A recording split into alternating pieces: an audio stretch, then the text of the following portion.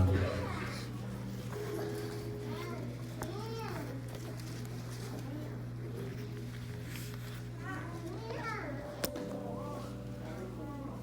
Todos acharam? Amém? Diz assim a palavra do Senhor. E aconteceu depois disso que morreu o rei dos filhos de Amon, e seu filho Hanum reinou em seu lugar. Então disse Davi: usarei de beneficência com Hanum, filho de Naás, como seu pai usou de beneficência comigo.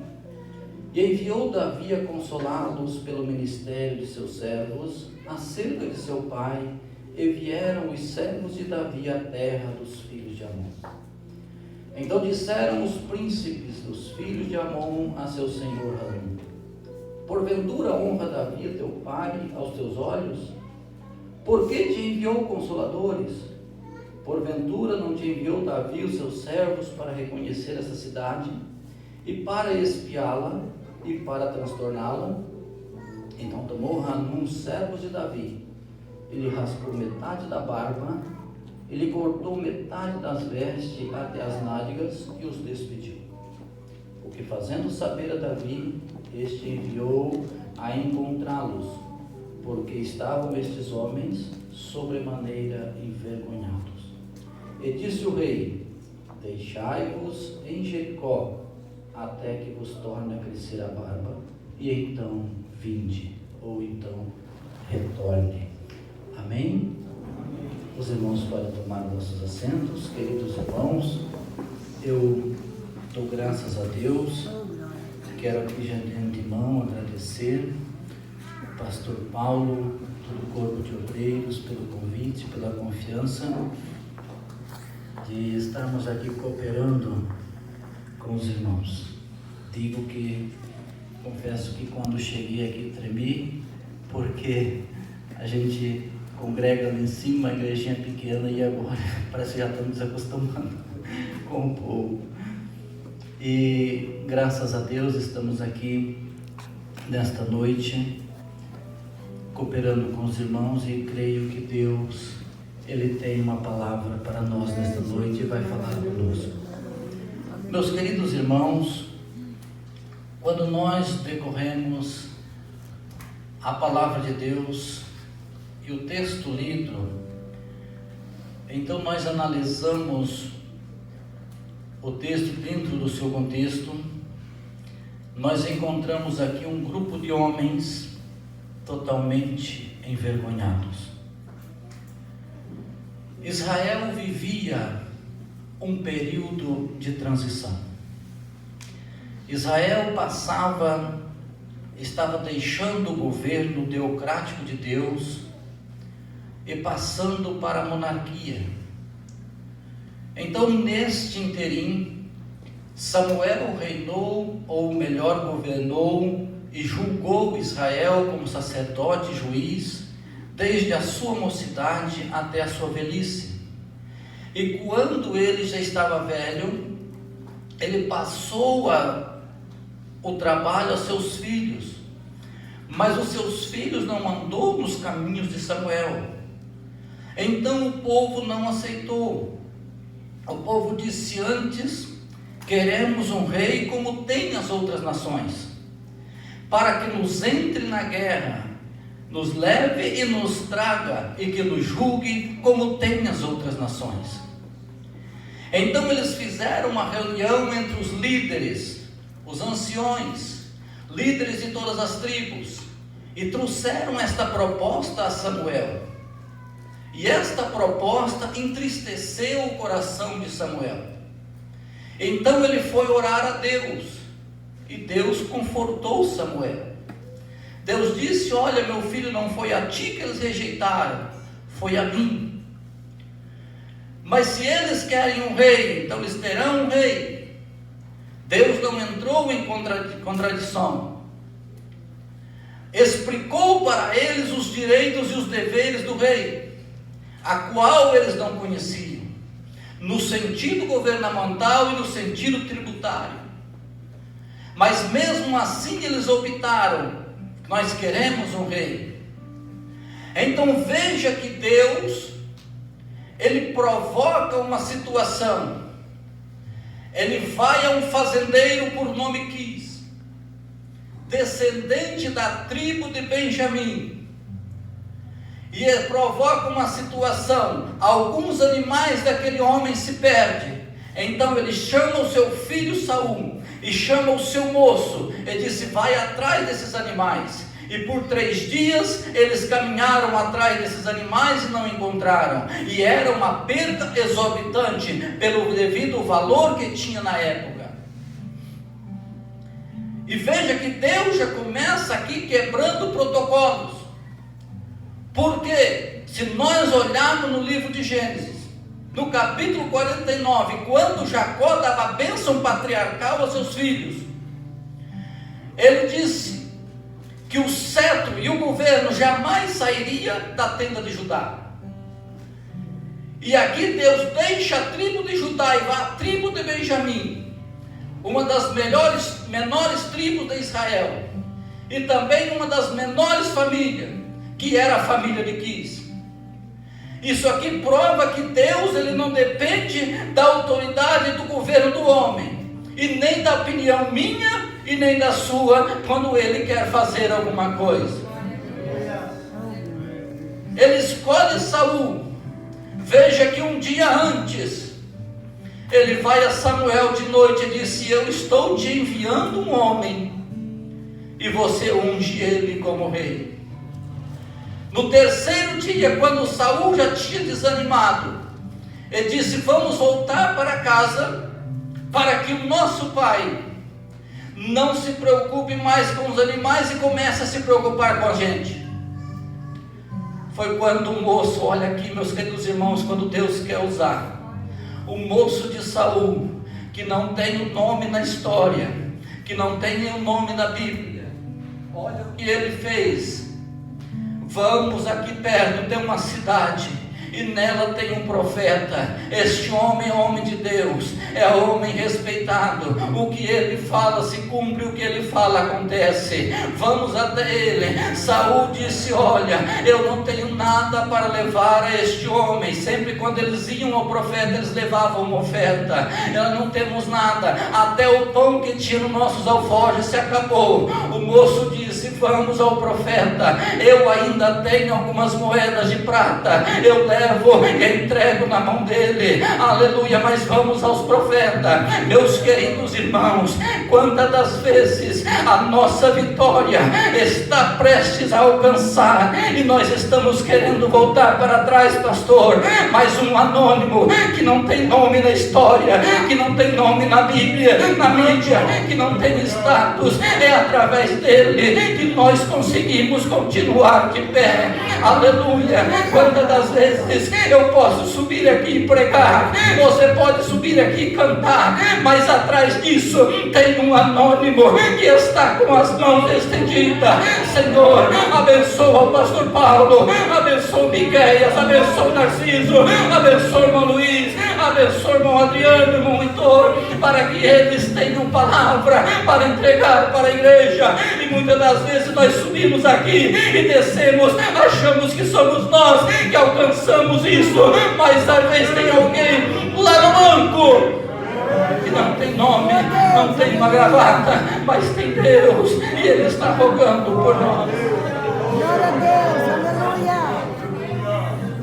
Oh Deus, maravilha. Vamos voltar. Não, nós vamos ao profeta. Quando Saul chegou no profeta Samuel, Samuel já sabia. Samuel o recebeu, deu lugar de honra entre 30 convidados, colocou ele no lugar mais alto. Eles comeram o melhor banquete, e depois de outro dia, Saul foi ungido rei de Israel. Voltaram para casa. Samuel reuniu o povo em Mispa para receber o rei.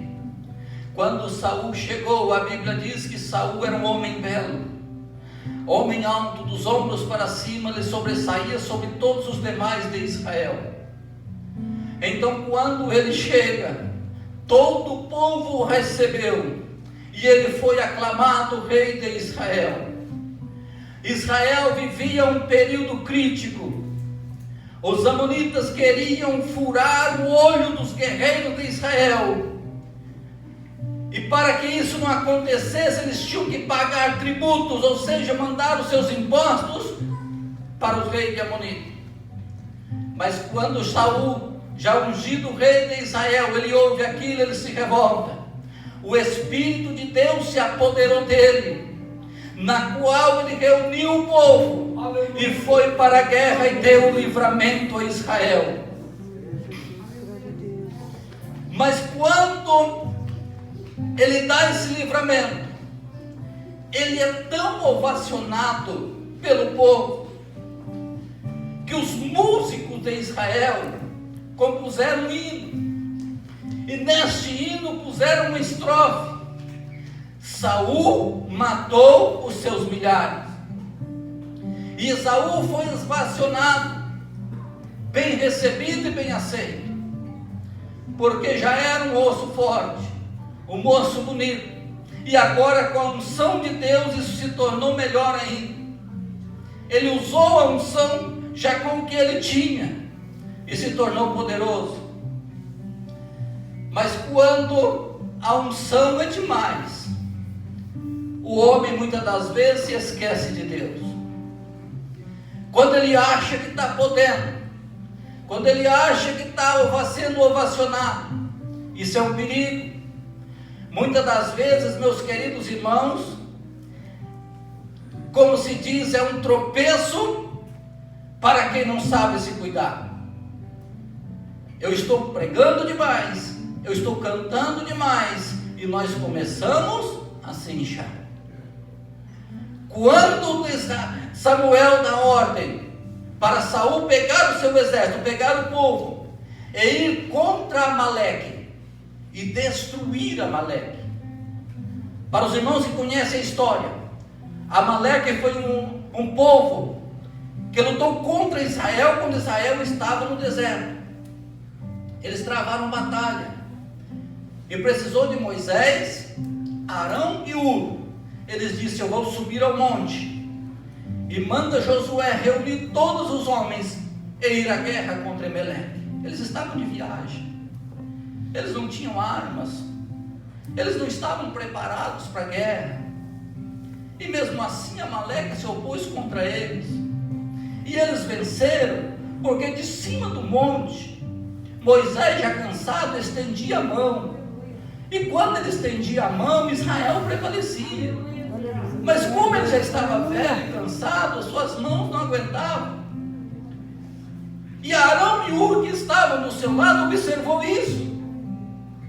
Então eles pegaram uma pedra, colocaram para Moisés sentar, e eles, em um de cada lado, seguraram as mãos de Moisés estendidas sobre o povo, e Israel venceu. Glória a Deus, aleluia. E Deus disse: escreve isso num livro. Quando existir Amaleque, vai haver guerra entre Israel e Amaleque.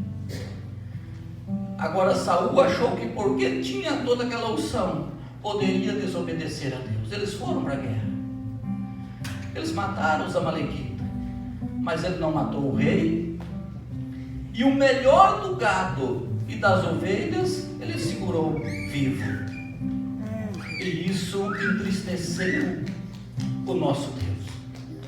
E Deus já estava dizendo: eu estou gostando de Saul, e já estava até pensando em eternizar o seu trono para sempre. Mas com esse deslize, Deus disse para Samuel: vai e diga a Saul que eu já estou procurando outro em seu lugar. Samuel ora a Deus, porque só sabe o que é perder um obreiro, um crente cheio, quem acreditou nele. Então, quando Samuel chega e vê aquele mugido de gado, de ovelhas, ele diz: que barulho é esse? Ele disse: é de Amaleque. O povo perdoou, não quis matar. Samuel disse: vocês desobedeceram a voz de Deus, a ordem de Deus. Por causa causa disso, o Senhor tem rasgado hoje o teu reino. Você não vai ser mais rei de Israel. Saul chorou, pediu perdão, se ajoelhou. Samuel perdoou, mas o reino já tinha sido repartido. Então veja o que Deus faz. Deus dá um giro de 360 graus na terra, procurando um. Olha o que Deus diz. Quando Saul foi ungido, ele disse a Samuel: eu estou te enviando um homem. Quem envia não vai, quem envia é porque já tem, ele vai no enviado. Agora quem procura é porque não tem. E ele disse: eu procuro um homem dentro de Israel para substituir Saul. Então ele vai agora também em Jessé o belemita, de uma das famílias pequenas. Saul era da tribo de Benjamim, Davi da tribo de Efraim. Veja que da tribo de Judá, que Jacó deu a bênção, Deus o contrariou. Por quê? Prova de autoridade, é ele que manda, é ele que escolhe. Então ele foi aos filhos de Jessé, o belemita, e veja o que Deus faz. Diz a Samuel: enche o teu vaso de azeite e vem. Saul não, ele enviou. Agora quando foi para ungir Davi, ele disse: enche o teu vaso de azeite e vem. Ou seja, Deus estava indo na frente, porque se Deus não fosse, ninguém iria acreditar que Deus estava levantando aquele menino. Glória a Deus. Porque quando eles foram, os filisteus estavam em guerra, mas os 3 filhos de Jessé que estavam na guerra tinham vindo para o sacrifício. Então todos estavam na sua casa. Quando Samuel chega na casa de Jessé, logicamente Deus falou que eram os filhos, mas não falou qual. Prontamente Jessé trouxe Abinadab e Oliabe, assim por diante, o primogênito, o mais forte, o mais vistoso. Porque se o primeiro rei foi já um grandão, um bonito, um sarado, então agora porventura estava ali o homem preparado, guerreiro, estava na guerra. Mas quando passa, Deus disse: não é esse. Não se iluda, Samuel. Deus, eu não olho como vê o homem. E assim foi passando todos os filhos de Jessé. Quando passou todos os 7 filhos, aí agora Samuel pergunta: acabaram seus mancebos? Ou jovens? Samuel disse: ainda tem um no campo, está cuidando das ovelhas. E ponto final. No nosso vocabulário, quando se tem um ponto final, é porque acabou a conversa. Vamos mudar de assunto. Mas deve-se mudar de assunto uma conversa. Manda chamar o pequenininho. Enquanto ele não chegar aqui, ninguém se senta nesta mesa. Aleluia. E quando Davi não chegou e passou na frente de Samuel, o Espírito Santo falou com Samuel: é este, levanta e unge. Quando Samuel ungiu a Davi, veja que os próprios irmãos, a própria família não acreditou. Se nós olharmos no capítulo 16 de 1 Samuel, quando Davi foi ungido, veja que o próprio escritor, ele faz uma advertência. Ele disse que Davi era moço gentil, de bom aspecto, mas porém era ruivo. Este porém, irmãos, não encaixava. Este porém aqui desqualificava Davi de qualquer tipo, de qualquer compromisso e principalmente liderança do povo. Porque se nós olharmos na história, a tradição diz que Adão, ele era ruivo e pecou. Esaú também era ruivo e vendeu a primogenitura. E dentro de Israel, este passava de pai para filho, passava de geração para geração. Então, na ótica humana, Davi não tinha a menor chance de ser chamado, de ser escolhido. Mas quando é Deus, meus queridos, não adianta. É, Deus poderoso. Aleluia. Quando é Deus, é Deus. Ele chama quem Ele quer. Ele dá capacidade a quem não tem. Ele ensina a falar àquele que não sabe. Ele dá direção àquele que não tem direção. Ele levanta e coloca aonde Ele quer, porque é dele, a honra é dele, o poder é dele, a glória é dele. Glória a Deus. Veja que os seus irmãos voltam para a guerra, Davi volta para trás, cuidar das ovelhas. O seu pai, que já estava velho, quando tinha saudade dos filhos e queria notícia, veja que os 3 filhos de Jessé primeiro estavam na guerra, ainda tinha mais 4 filhos em casa e mais Davi, e sempre o pai chamava Davi: leva comida para os seus irmãos e traz notícia. Mesmo ungido, ele continuou fazendo o serviço de office boy, levava comida, trazia notícia e voltava a cuidar das ovelhas. Até que um dia, meus queridos, ele foi e não voltou, porque a sua hora chegou. Quando você tem a chamada de Deus, você tem a unção de Deus, pode ficar 30 anos esperando, mas a sua hora vai chegar. Glória a Deus. Aleluia. Deus vai te usar no momento certo, na hora certa, Ele vai te levantar. Louvado o nome de Jesus, meu Pai. Quando ele chegou, a batalha estava ferrenha. Golias desafiava a fileira dos exércitos de Israel. E isso por 40 dias. Ele descia, desafiava. Disse: não precisamos lutar exército contra exército. Manda um homem de vocês que me enfrente. Se eu perder, nós vamos ser seus escravos. Se vocês perderem, vocês vão ser nossos escravos. E não tinha ninguém, vocês conhecem a história. Mas um dia, o pai de Davi disse: leva comida para os seus irmãos na guerra. Leva um presente para Abner, do cabo general, e traz notícia dos seus irmãos. Foi ali, meus queridos irmãos, nesse dia, que Davi cometeu o maior erro da sua vida.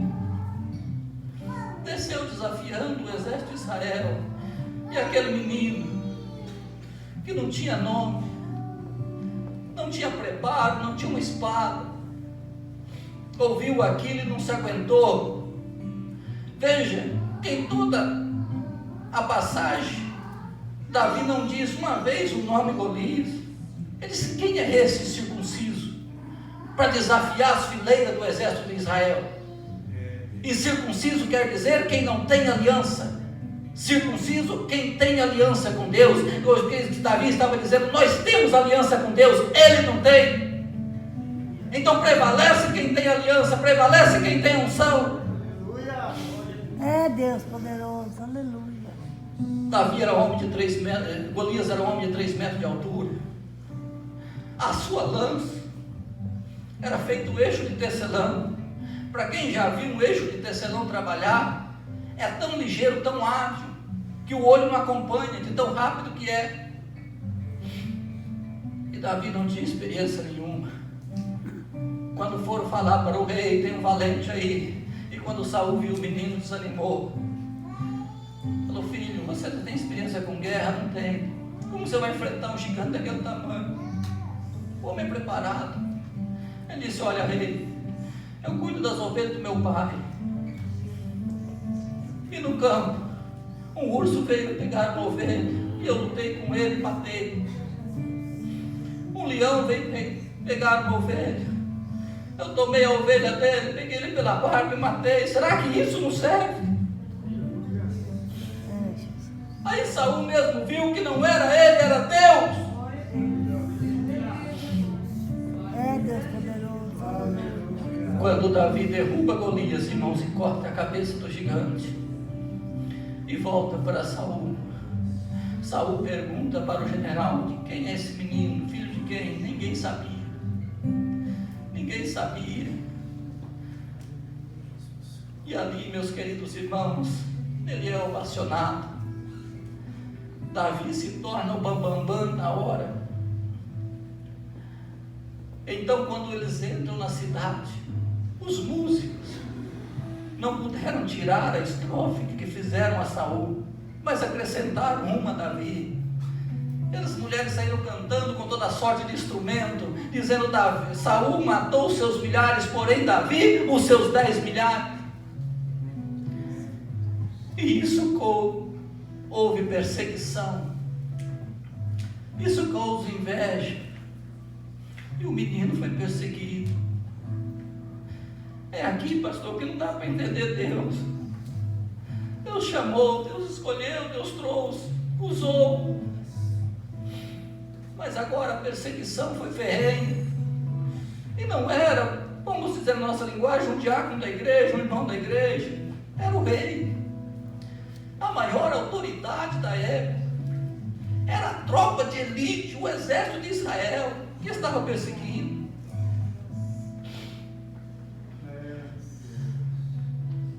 Há um recurso que diz que a mídia hoje, ela tem um poder de pegar um anônimo na lama e em 24 horas deixar no topo.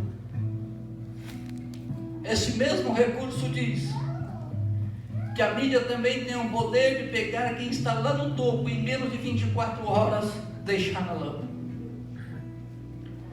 Mas Deus é diferente, irmãos. Deus trabalha diferente. Demora para acontecer, mas quando acontece, Ele não desiste mais.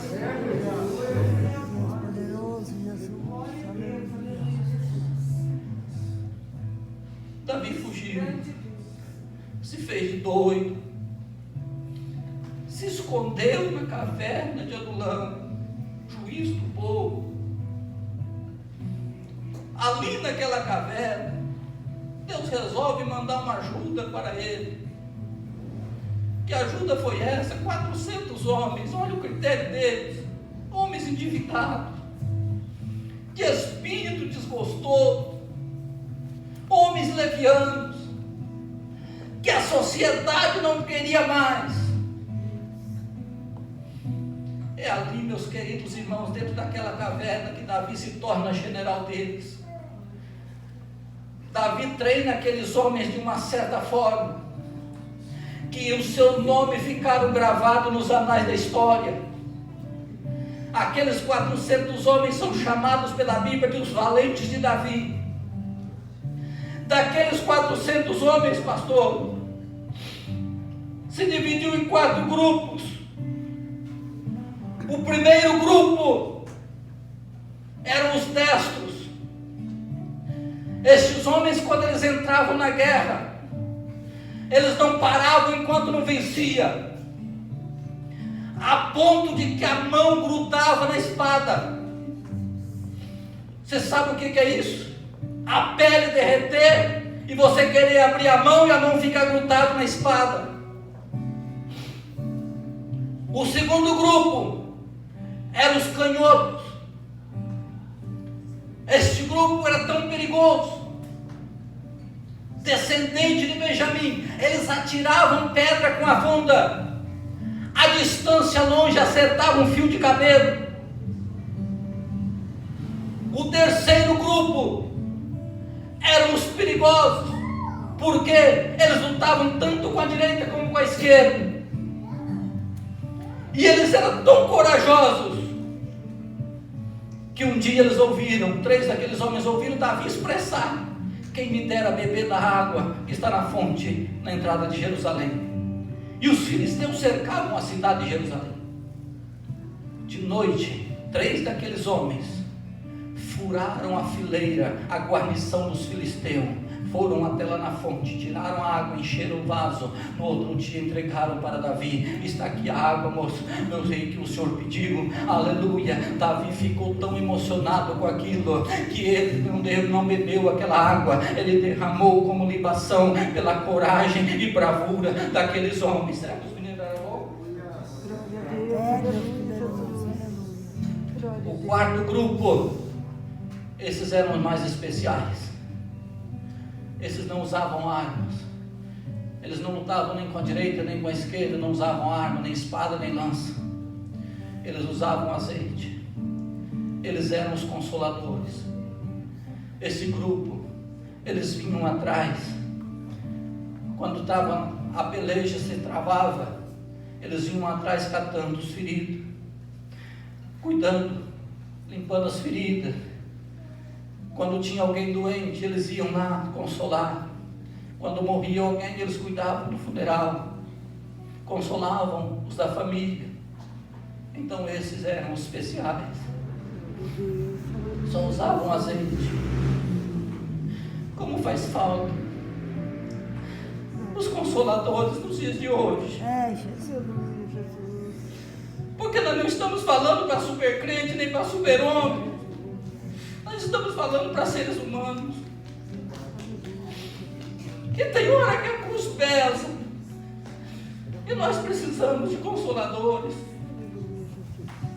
E como é bom quando se encontra. Eles não deixavam ninguém para trás. Glória a Deus. O general de guerra dos Estados Unidos, e hoje crente, e um pastor brasileiro que estava pregando lá, ele disse: qual é o segredo para enfrentar uma guerra? Ele disse: olha, o segredo está no preparo. O preparo, muitas das vezes, ele é mais pesado do que a guerra. E no preparo, nós somos preparados a morrer por duas coisas: a pátria e o amigo. Ele diz que muitas das vezes você entra na guerra e o companheiro que está na frente, ele pisa num campo minado, a granada explode, ele sobe para cima, e quando ele cai, já cai sem as duas pernas. Na ótica humana não serve para mais nada, mas o preparo diz: ainda está respirando, então não deixe para trás, pega, coloca no ombro, leva para o acampamento. Estatisticamente, não sou eu quem fala, é estatística. Nós ainda somos o exército que mais deixa feridos para trás.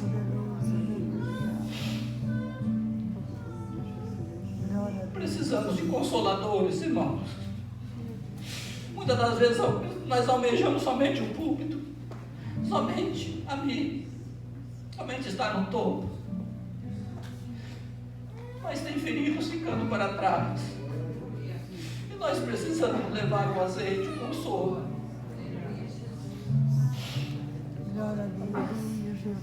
Todos nós temos um período, melhor dizendo, difícil da nossa vida.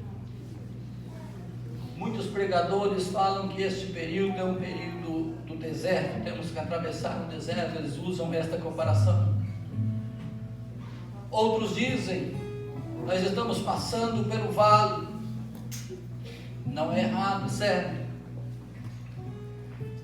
Eu já costumo dizer, pastor, que esse período difícil é o casulo.